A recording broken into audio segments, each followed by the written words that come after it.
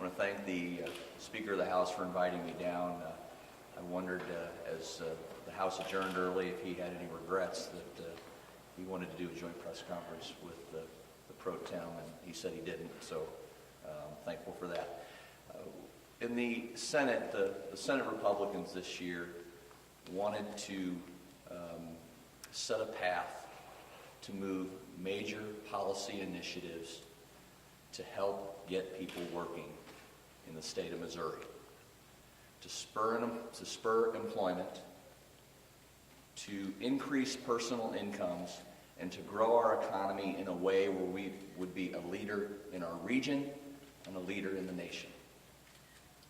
And I'm happy to say that we were able to move forward on 9 major priority bills before spring break. We passed a small incentive to help us attract amateur sporting events, Senate Bill 10. We were able to, also as part of our message in 2013 of working together to move initiatives where we had failed to do so in prior years, we advanced the benevolent tax credit legislation early this year, and that was brought to the governor yesterday. We strengthened the definition of misconduct in our unemployment law, which will eliminate over $500 million of liability to our employers in a strong bipartisan vote. We worked till 3:30 in the morning, 14 hours, to move a comprehensive economic development and tax credit reform bill forward that includes new incentives and brings our overall cap on tax credits down by over $1 billion over 15 years.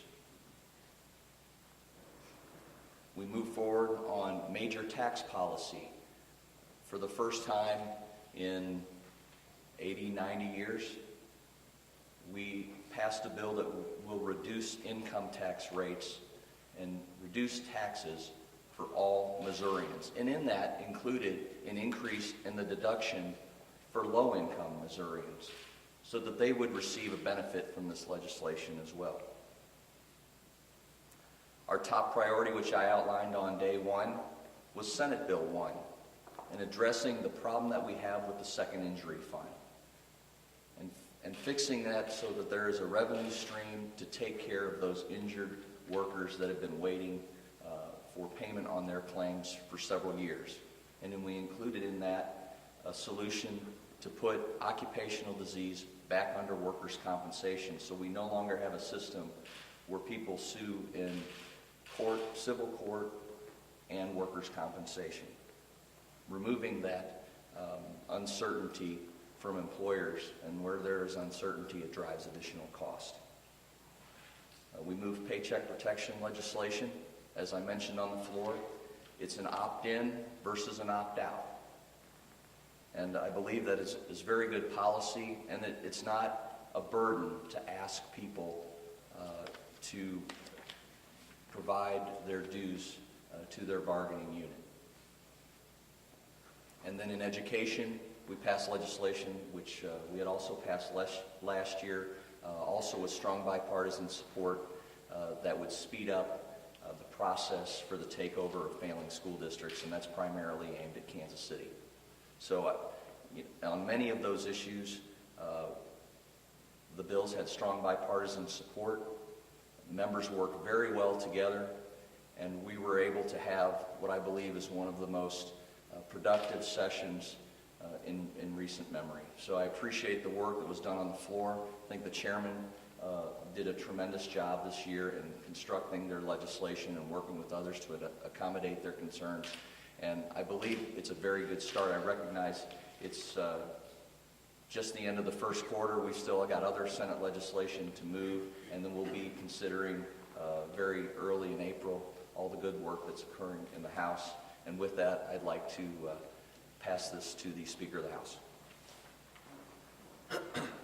Excuse me. Thank you, Senator Dempsey. I likewise am extremely pleased with the progress we've made at this point as we've reached the halfway point of session.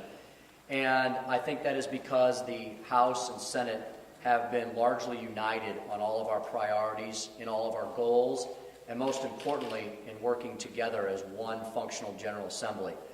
Because of that, I'm able to stand here before you today and declare that at least on two major priorities of both chambers, it has been promises made and promises kept.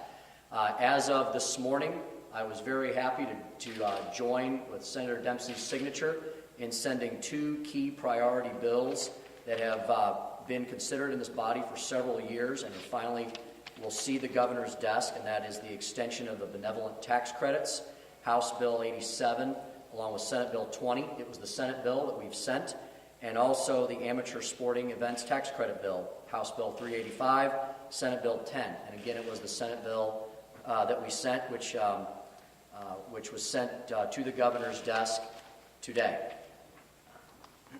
In addition, as far as the House has gone, we have had a number of late nights. We've taken on tough challenges, and we've moved many of our top priorities forward.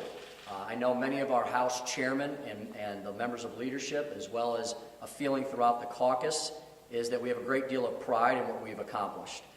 Back in late November, early December, I outlined the Triple E agenda, focused, of course, on economic development, energy, and education reform. 2.5 months later, I would say there's a dozen or more high-priority bills that are part of those components that are well on their way to legislative approval. The same can be said for Senator Dempsey's big agenda. There's a lot of commonality between both those, and you see a lot of very similar legislation moving back and forth between the chambers. I'm extremely impressed by the high level of productivity that the Senate has shown through the leadership of Pro Tem Dempsey and Floor Leader Richard.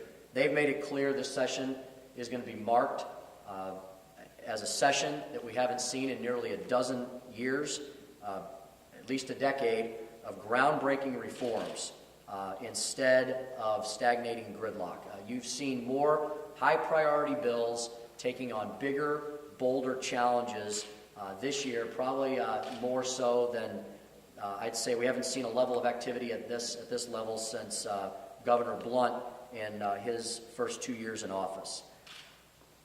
Some of the priorities I'd like to highlight: tax credit reform is moving steadily forward in both chambers. The Senate passed out a comprehensive bill. We are currently taking a look at that in our Economic Development Committee in the House, and it is my intention to move a bill forward in the House shortly after our break. I've already mentioned that two of our key priorities in being accomplished have now been accomplished before spring break, before the halfway mark, in the benevolent tax credit extension and the amateur sporting events tax credit bill.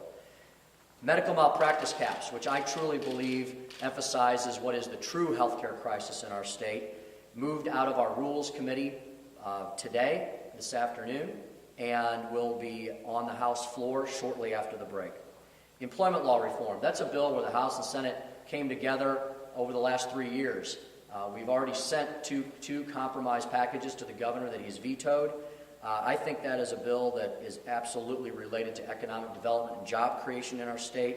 We've sent one version already to the Senate, and I believe they'll be working with us in trying to reach a compromise with the governor and hopefully putting those reforms into law this year. That's our goal.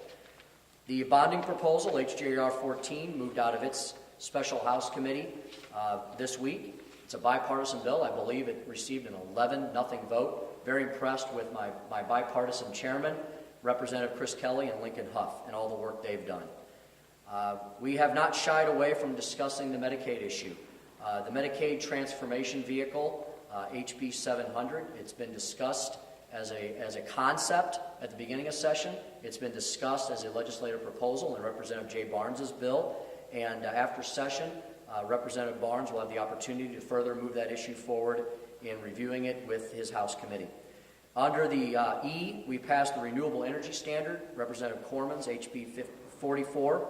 Under education, we have the School Information Act, which I was very impressed that freshman Representative Kathy Swan moved very skillfully out of our chamber with a huge, overwhelming, veto-proof bipartisan vote.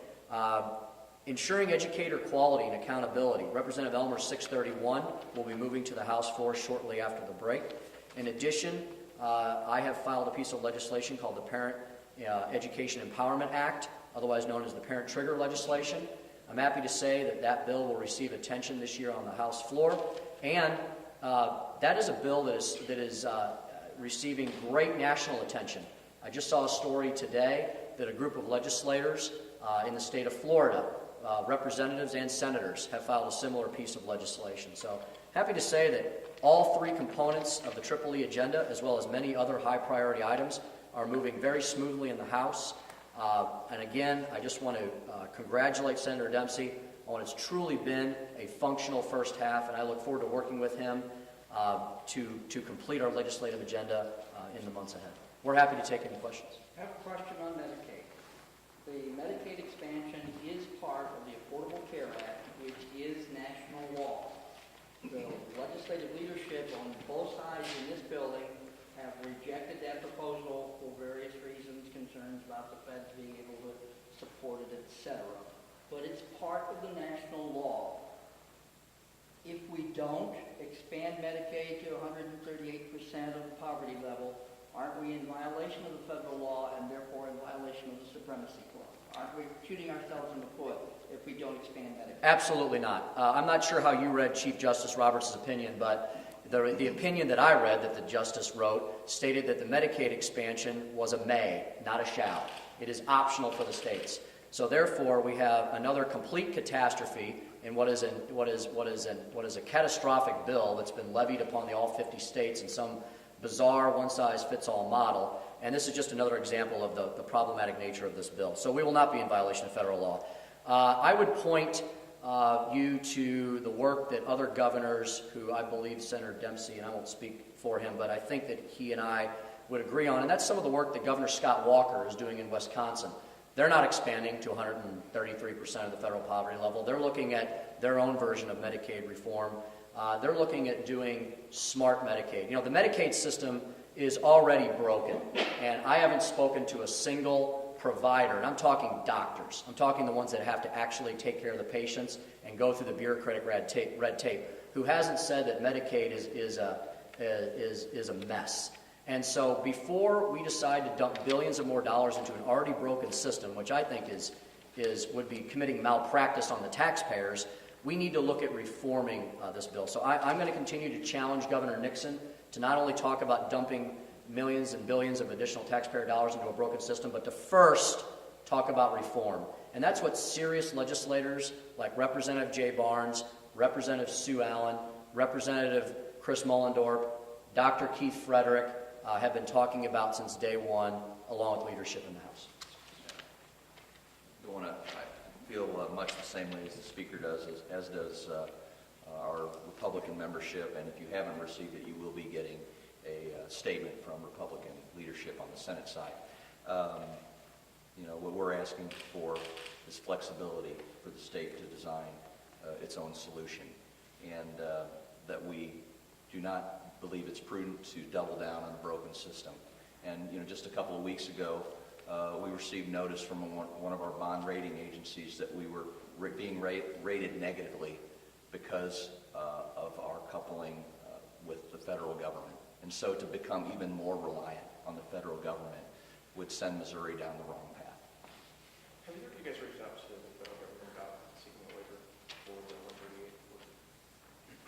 I have had several conversations with the governor about the issue of Medicaid, and he understands, I won't speak for him, but I believe he understands where philosophically the General Assembly is as a singular unit. Both the House and the Senate have spoken with a pretty clear voice and a united voice that we do not want to mortgage the education future of our children. The governor, who is in his final term, has not proposed how he would pay for a long-term expansion. Yes, it's true that the federal government is allegedly going to support this Medicaid expansion for the first few years, but there's nothing in the law that absolutely forces the federal government to live up to those promises, and there is no provision for us to pay for any type of long-term massive expansion in the future. So again, I've continued to hold out the olive branch to the governor, but reform has to be the top line, and then we can talk about what, if any, additional monies we're willing to put in this system after we've talked about reforms. So are the Hospital Association and the State Chamber of Commerce, normally very conservative groups, misguided because they think we ought to do the Medicaid expansion? Well, I wouldn't say the Hospital Association is a normally conservative group because they spent nearly $1 million trying to defeat my Missouri Healthcare Freedom Act about 3 years ago. So we've often been on opposite sides of the issue. My concern is for the taxpayer. My concern is for the children of this state. Dumping billions of taxpayer dollars from a federal government that is already arguably insolvent, if not bankrupt, is not a wise economic move. So I'm concerned about making sure we have funding for all of our other important needs that the state should be providing. I personally do not view health care as a right. I think it is something that the state should take upon as an obligation if they're able to do so, and the emphasis has to be on providing health care to the disabled, to children, and to seniors, not to able-bodied adults. I want to touch on just briefly an important point that the speaker made. He talked about the people of the state of Missouri. The people of the state of Missouri on 2 occasions have had an opportunity to weigh in on 2 important aspects of the Affordable Care Act, or Obamacare, and by an overwhelming margin on both proposals, they turned down those initiatives. And I think we continue to listen to the people of the state of Missouri on this issue. Is the debate on this going to focus in the House with Representative Barnes' bill, or do you anticipate there being some vehicle in the Senate that will also give some consideration? We adopted a Senate concurrent resolution offered by Senator Lamping this week, which was our statement. But I mean, as far as the reforms aspect that you discussed. I think the Senator Barnes' bill is the only one that I'm aware of on this, as far as reform measures. Yeah, I would say that's true. The focus is going to be on Representative Barnes. Also, in addition, I'd point you to Representative Sue Allen's concepts on looking at a managed care model, which has been extremely successful. And this is without even this is separate and apart from even discussing Medicaid expansion dollars, which is where I think the focus should be on reforming the current system we have before we continue to dump more money and it's going to be wasted. And Representative Sue Allen's model looks at what Louisiana has done. Louisiana, under the leadership of Governor Bobby Jindal, who's got decades of experience in the healthcare field, looks at wringing costs out of Medicaid, making it operate in a better standard. So those are probably the 2 competing tracks we'll be looking at in the House: reforming our current system, and then Representative Jay Barnes takes the longer-term approach about what to do longer term. Switching gears just a little bit, it seems like at least on the committee level, there's been a lot of time spent on this overhaul of the criminal code. What are your positions on that? Do you think that's anything that the legislature will be able to get to this year? You know, absolutely. I'm glad you asked that question. I actually just published an article in, I think, Missouri Lawyers Weekly this week where I discussed that very subject. And I want to first of all thank Senator Jolie Justice for all the time and effort she's put on in this on the Senate side, and Representative Stan Cox on the House side. They had a joint interim committee that I believe looked at this. I think that will be a priority for the House. We have a lot to do after the break. There's a lot of new subjects that are going to be coming up to the floor, and I think this will be one of them. Yeah, I continue to support those efforts. I know that Senator Justice had legislation that she was working on, and it was, it made War and Peace look like a short story. So we adopted some modest reforms last year. I think we're going to continue to kind of take little pieces of it that we can digest. And so as we look at the second half of session, that certainly sentencing guidelines and being smarter about crime and punishment will be a focus for the Senate. Senator Justice told me a while ago that her version of War and Peace might have to be a 2014 bill. Is that a possibility that because it's so big and makes so many changes that it might need one more year for both bodies to digest it before you actually pass something? Yeah, she has not communicated that to me. Senator Justice has not.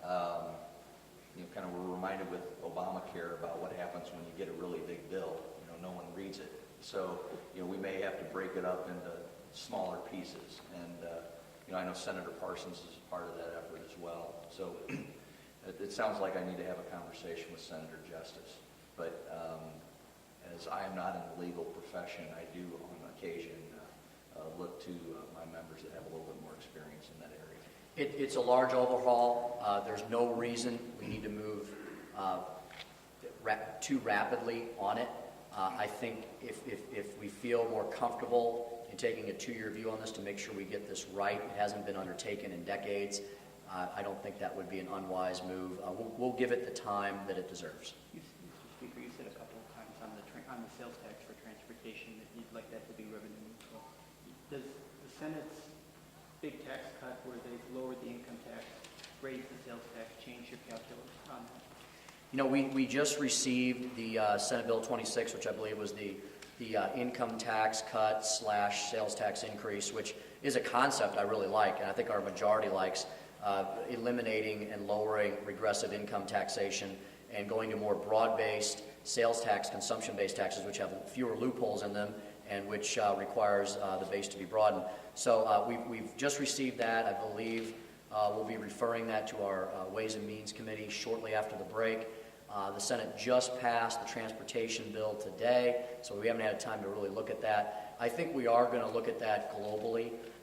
We have to make sure, the House caucus has been very concerned about raising any taxes the last few years, especially during these challenging economic times. So it is going to have to be some kind of a partnership of reducing the tax burden on Missourians, especially on their income, and especially if we're going to be raising the consumption level on the other side. There are concerns that the Senate Bill 26 will cut the state's general revenue income by at least $500 million, and some people predict it will be closer to $1 billion. Do you have any concerns of, even with the sales tax increase, do you have any concerns that we're cutting an already thin revenue stream to make it even more difficult to deliver basic state services? I'll let Senator Dempsey comment on the Senate bill first. Well, we just had a challenge to the fiscal note, and it's just to get the number right, it's $477 million. And, I've outlined this on several occasions as I've visited with you, press availabilities. We don't live in a vacuum. We've got to be cognizant of the fact that we've got 8 neighboring states, and we're really competing throughout the country and globally. And so that tax policy measure is a way to react. In the restaurant business, if you're not trying to get better, you're falling behind. And so we need to respond. And so we're having a greater tax policy discussion. We're reducing our tax credit exposure. We have efforts to do that. There were other measures that were included in Senate Bill 26 to try to create some fairness in tax policy as it relates to retail sales.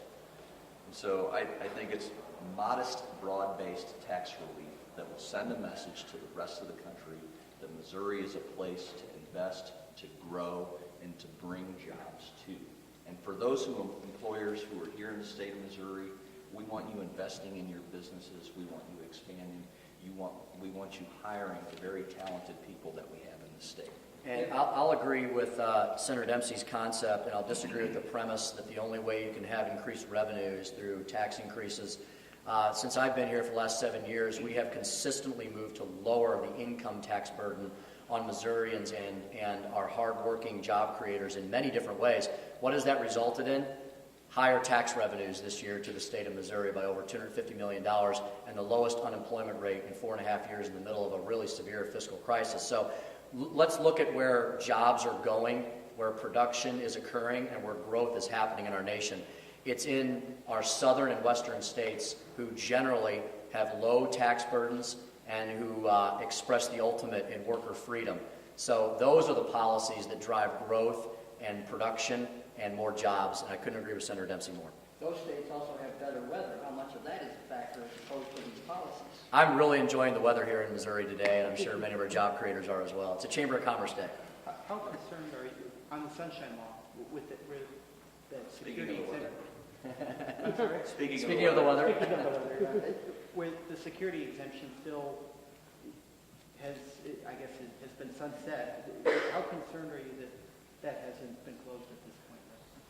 Well, I know we moved very rapidly on that bill in the House, and the Senate had its priorities that it had to work through in its first half, and they've been working very hard. So I'll let Senator Dempsey weigh in on where he thinks they'll move on that Sunshine Law exemption bill. But I know we're both concerned about public safety.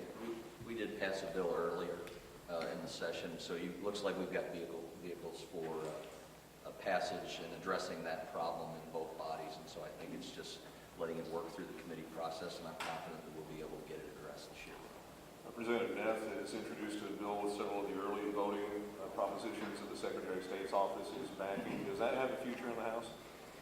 You know, I'll have to take a look at that. I'm generally opposed to the concept of early voting.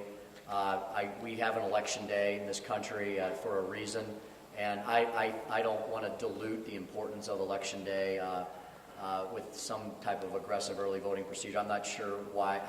People are going to have to prove to me why they need early voting.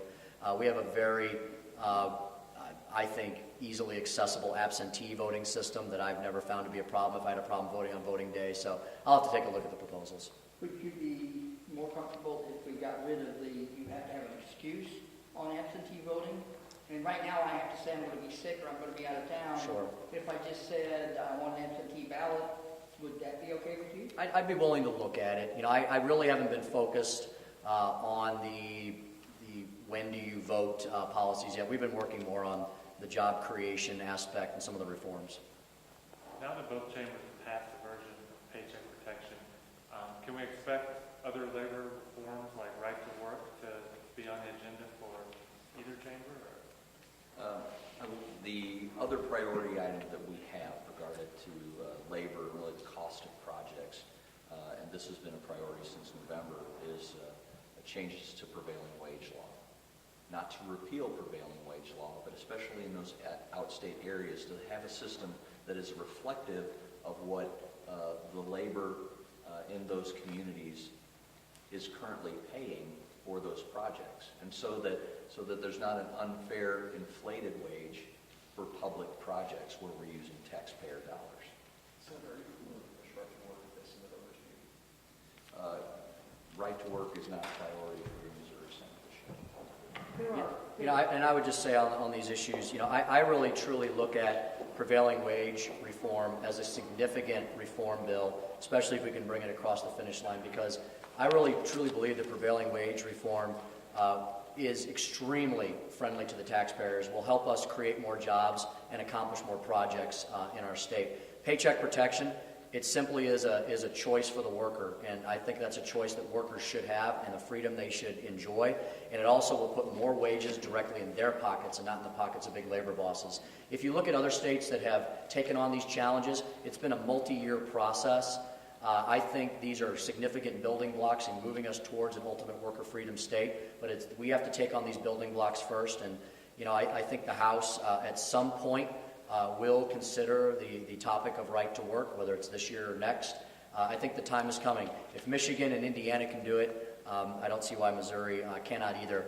And I think the proof is in the pudding. If you look at some of the early statistics coming out of Indiana and Michigan, two states which have weather comparable to Missouri's, if not worse, by the way, you are seeing growth and job creation in both of those states. And it's because of their pro-jobs, pro-growth, pro-business policies. There are a lot of people who say that these bills that you passed and the ones you just talked about are not really job creators, that are instead anti-worker. How do you react to that? I mean, obviously you don't agree, but why don't you agree? Well, I see this list, and I don't see anything on this list that is anti-worker. One other thing on right to work is that, you know, I don't want to leave it to just the one sentence that it's not a priority this year. It is very important to many of our members, and they do believe, especially in the area of manufacturing, that it puts Missouri at a competitive disadvantage. But they also recognize that we have a Democratic governor who has said he'll veto the legislation, and that simply lack the votes to move it forward over his objections. But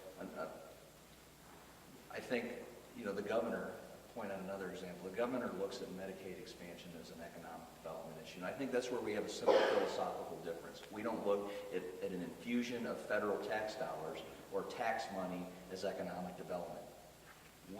We're addressing the cost of doing business climate issues, and then on the second injury fund bill that addressed workers' compensation, on unemployment, we worked with Democrats to move that legislation forward and received bipartisan votes on that legislation. And so I wouldn't say that that's anti-worker. I just think it's good, thoughtful policy.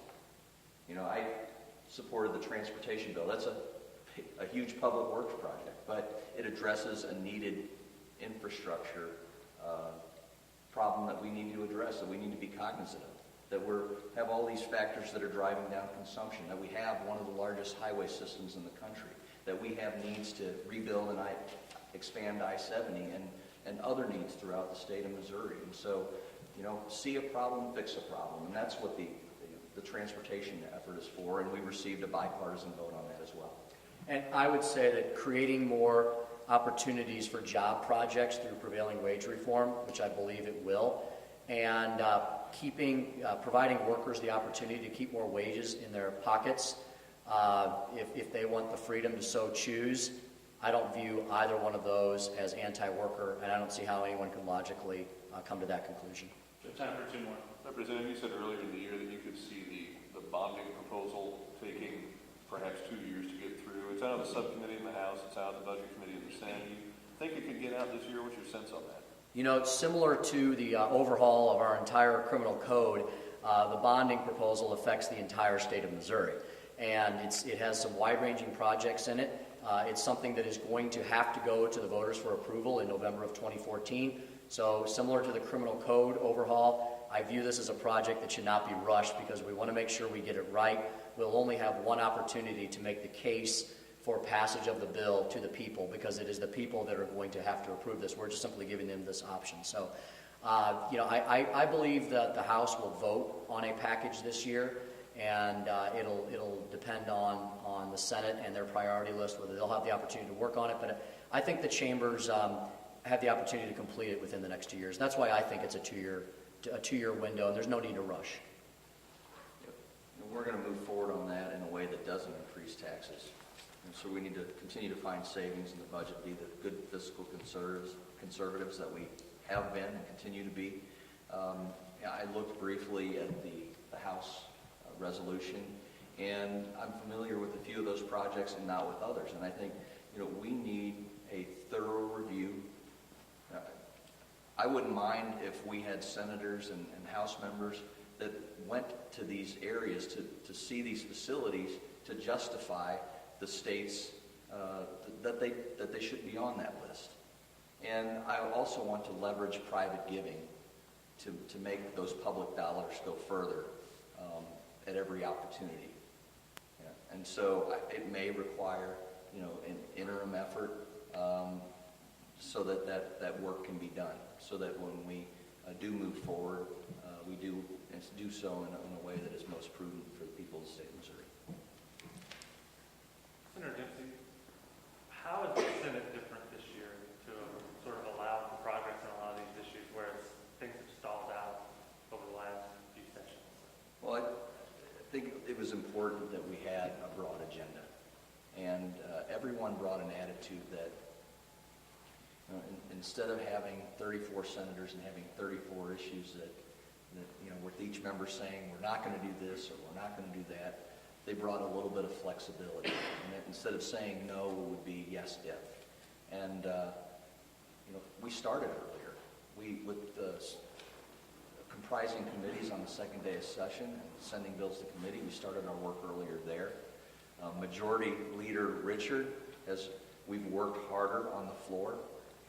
He's put the time in. He's made us put the time in to resolve these issues on the floor, to not leave them till the next day on a couple of occasions.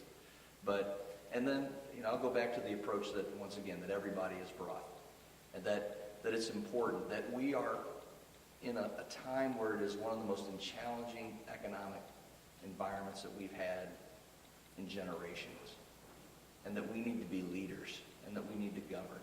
And so I think that's why we've been successful, because everyone has brought, Republican and Democrat, has brought that approach. And as an outside observer, I'll just say I believe it's because of leadership, determination, and hard work. I want to thank the Senator for a good first half. Thank you all.